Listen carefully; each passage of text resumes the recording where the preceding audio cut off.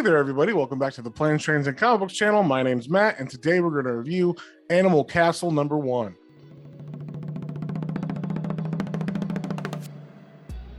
And before we get into that, if you guys wouldn't mind sharing, subscribing, commenting, it really helps me out and lets me know what you guys want to see more of. So with that being said, let's get straight into this thing. Hey, everyone. Before we get into this, I just want to make sure I put up this warning that there's definitely animal violence in this book. So if that's not your thing, definitely skip this one, but we will see you on the next one. And everybody else, if you don't care, let's get into it. All right, we got the cover here of Animal Castle #1. It is an Ablaze comic, and it is by Javier Dorson and Felix Delep. And we get this little intro here that kind of this is actually like we'll say a phase 2 of Animal Farm. Maybe it says, on the farm all animals were equal. In the castle some are more equal than others. And we see the first chapter is called Miss Bangalore. And on this first page here, I gotta say, these backgrounds in this comic are really amazing. This is like, I don't know, this reminds me of like Don Bluth. There's like Disney movies from the 80s or something. It's got like a really cool feel to it. But I just wanted to point that out, because on this first page here, we get a little history about what happened to this castle. And originally, I guess humans were here, of course, and then they got attacked and killed, and then just this castle got forgotten. But the animals here, they were like, hey, we could take it over. We're going to start our free republic of animals. But as time went on, more and more of them started to think that perhaps they were not better off. And we see this chicken here. She is tied to a post, and she's actually on trial for stealing one of her own eggs. Her name is Adelaide. They're making everybody else watch this trial happen. She's being accused by this head inquisitor guy who's kind of like the mouthpiece for the president, who we don't really see in this comic. We just know his name is Silvo. And they say basically she stole not only from the president, but also from everybody else. And that's why we cannot forget her crime. This hen stole an egg. And then on that rooster's command, he tells the dogs to bite, and they kill that hen in front of everybody. And everybody's pretty like, wow, that's messed up. But one goose in particular is pretty angry about it. She says, you must remember this day. She's talking to Miss B, the cat, who's Miss Bangalore. And then the cat's like, what, the day Adelaide died? And she's like, no, as the last day we did nothing. So it seems, unlike Animal Farm, these animals already start off pissed off. There's no like acclamation to the new society or anything. And then we get kind of like a day in the life of Miss B, how basically we find out that her husband was killed in a work accident.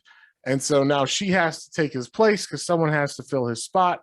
And so instead of caring for her children, because she has 2 children, she now has to pull rocks from the stone quarry to build what they're saying is the section of the castle for the president's first concubines, because that's very needed, apparently. So she drags this rock from the forest where they harvest the stone and apparently cut it into the right shape, pulled it all the way from there, through the forest, through all the paths and everything, all the fields and farm area, up to where they're building this new concubine wing of the castle. So Miss B gets the rock up there with the help of, I guess, this overseer, maybe, the manager of this area, who's this duck named Mr. Ruck. And Mr. Ruck is like, it doesn't seem to be fitting right, but I'm sure it is fine because the cutter cut it. And Miss B is like, no, it's the wrong shape. It's not going to fit. If you put it there, it's just going to fall. And in this society, dogs are kind of the enforcers of the president. So they're like the militia and whatnot. So they're overseeing all this work and making sure no funny business is going on. And everybody's working as hard as they should be. And so he's telling them, just put the rock in. It's got to fit. It's got to be done today. And so they try to put it in. And of course, just like Miss Bangalore thought, it falls and the duck almost dies. And even the dog saying, just leave the duck. We got lots of ducks, but we only have 1 cat. So like, we don't want you to die, but we got lots of ducks. So fuck them. But Miss Bangalore, being a moral animal, goes down and saves the duck and is able to bring him up. And then she's told by the dog that it's her fault the stone didn't fit. So she's not getting paid for today, and it's going to be blamed on her that this whole thing happened in the first place. Then we get a little shot of their home life where you see Miss B comes home and she lives with Daisy, I guess, or maybe Daisy's babysitting the 2 children while she's at work. So Daisy the goose is a big, friend to Miss Bangalore. Miss Bangalore actually says like, look, I don't have enough money for food again.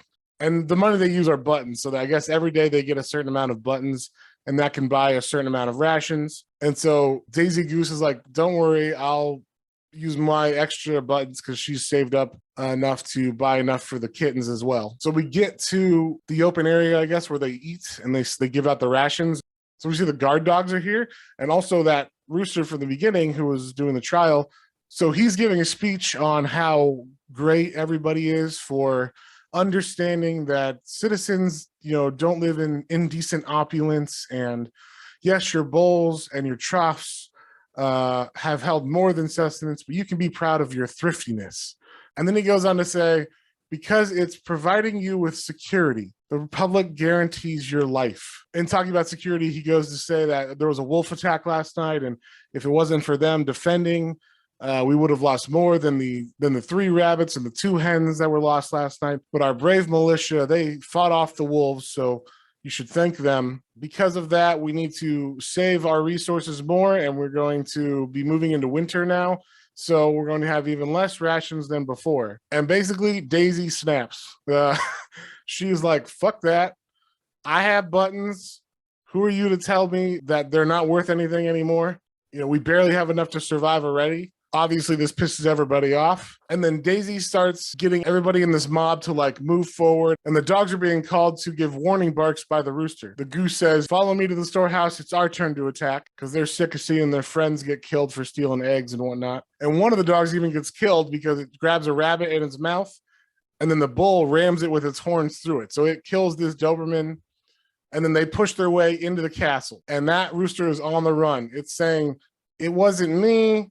It's not my fault. I was just following orders. And in the meantime, Mrs. B takes her kittens and runs away. She's able to hide even while being chased by one of the dogs. She's able to hide in a hole, and the dog can't get her. But the dog's like, we're going to kill you. We're going to eat you. As the other animals are chasing the rooster's kind of leading them down a certain path, takes them to this alley where the rest of the militia is waiting. So all these other big dogs are there. And so all the other animals run.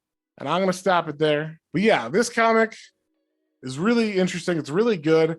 I like that it's kind of like a follow-up to Animal Farm. If you're a fan of that book, you'll probably really like this. The art in it is fantastic. Like I said, it kind of feels like an old Don Bluth Disney movie or something.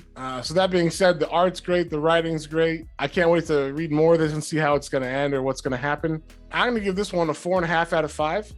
It's pretty solid, and I highly recommend it if you like kind of those 80s animated movies I mentioned, or kind of like those books I mentioned, either like Watership Down or, of course, Animal Farm. And if this seemed interesting to you, be sure to pick this one up, support the indie comic companies, and we will see you guys on the next one.